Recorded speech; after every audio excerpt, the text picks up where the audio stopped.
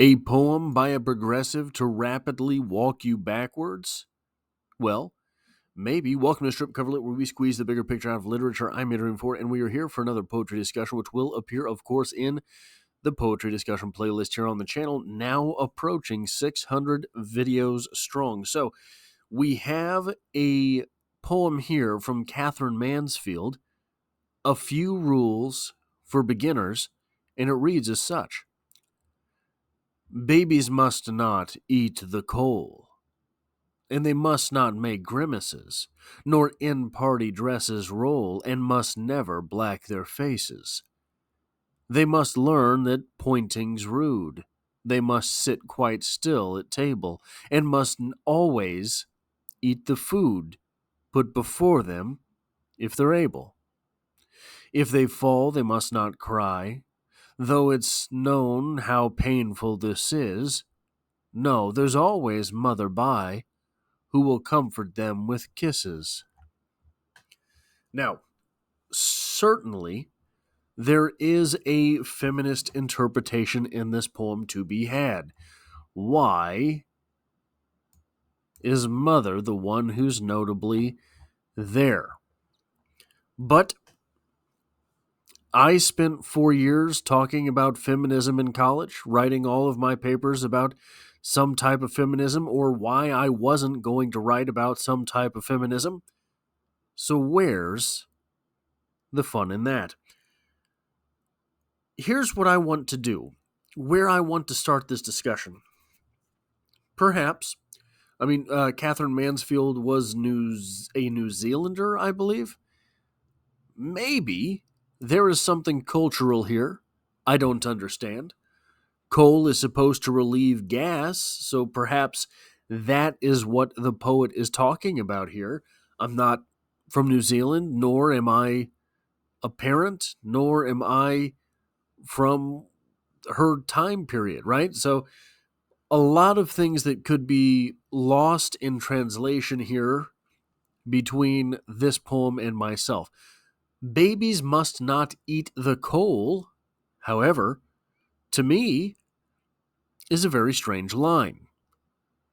And they must not make grimaces, nor in party dresses roll, and they must never black their faces. To me, and I could be completely off base.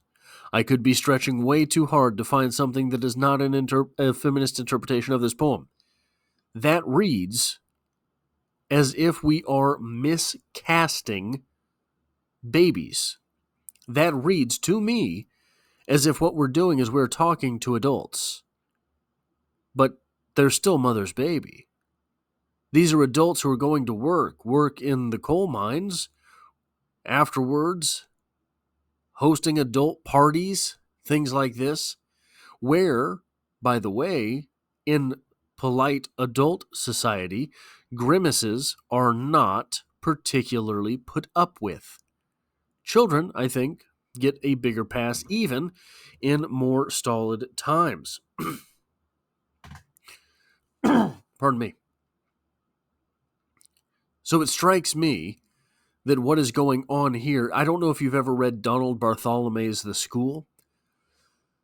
In The School by Donald Bartholomew, it is the basically first-person account of a teacher or a substitute teacher, I don't quite remember, as the children in the class suddenly become more and more sentient and are asking about the meaning of life and things like that. This strikes me as something very much the same. That what we're doing is we are taking something out of accordance with its verbiage or out of accordance with its actuality. So if these are adults, calling them babies recasts them in their place. It is saying, yes, you are adults, but you are still someone's baby. Okay, so maybe, right? Then we get to the second stanza here. They must learn that pointing is rude. They must sit quite still at table, and must always eat the food put before them if they're able. This is sort of the stuff that you kind of learn in grade school or grammar school. Your first few years in the schooling system. This is kind of the social stuff that you are expected to work out. This is the social stuff that children learn in the way of manners.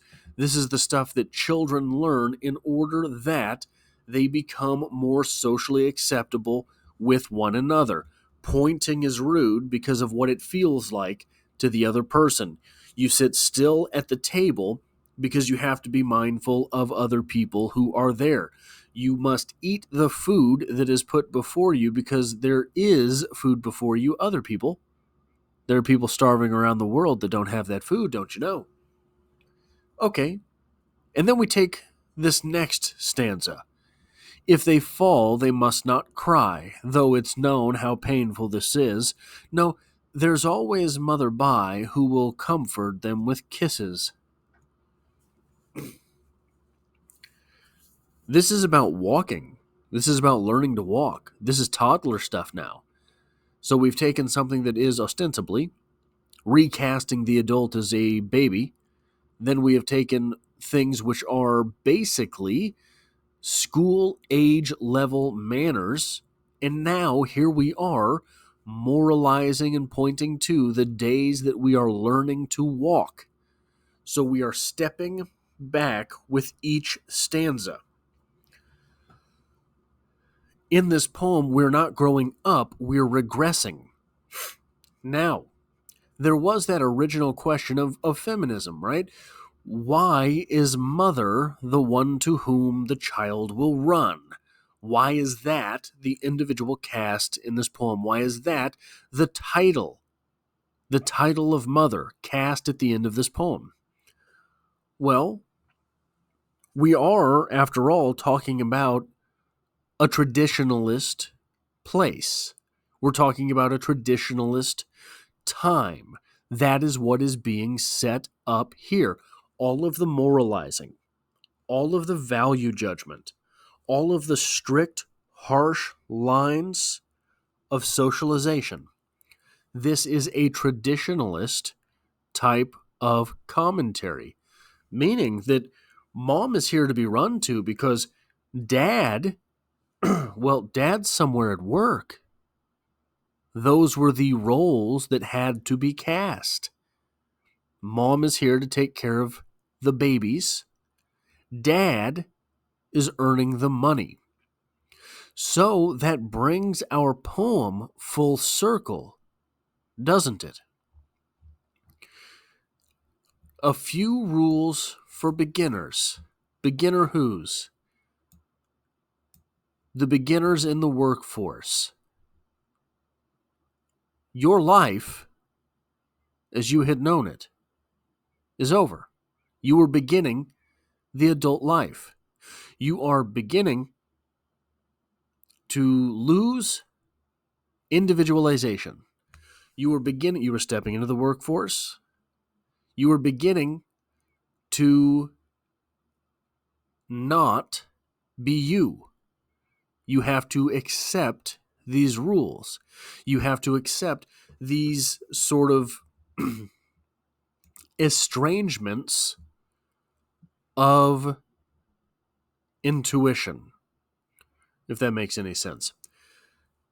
So, bringing the poem full circle, a few rules for beginners going out into the real world.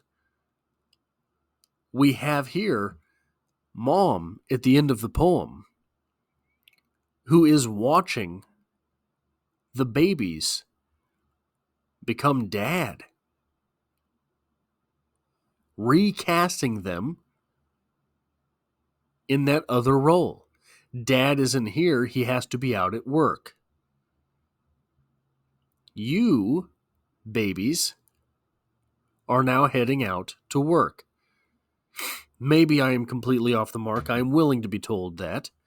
But that is all I have for this poetry discussion. If you like or appreciate what it is that I do here, hitting the like button really does help me out, as it tells YouTube to share this video with other literature lovers. If you find yourself here by chance but not design, literature is the only thing I talk about on this channel, dropping multiple videos every single week. There's poetry every Monday, and I hope to have you back for the next one.